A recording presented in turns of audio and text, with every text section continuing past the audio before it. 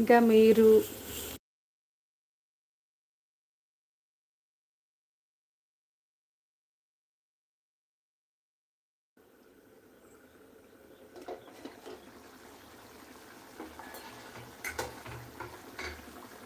చూడండి friends, oil ఇలా పైకి వచ్చేంత వరకు కూడా మనము బాయిల్ చేసుకోవాలి.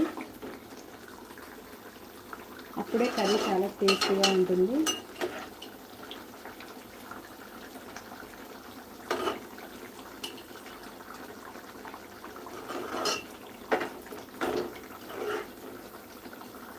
ఇదైతే ఫస్ట్ రొయ్యలు మనకు అలా ఉంటాయి పెద్దగా, తర్వాత అయితే చూడండి ఇలా ముడిచిపోతూ ఉంటాయి.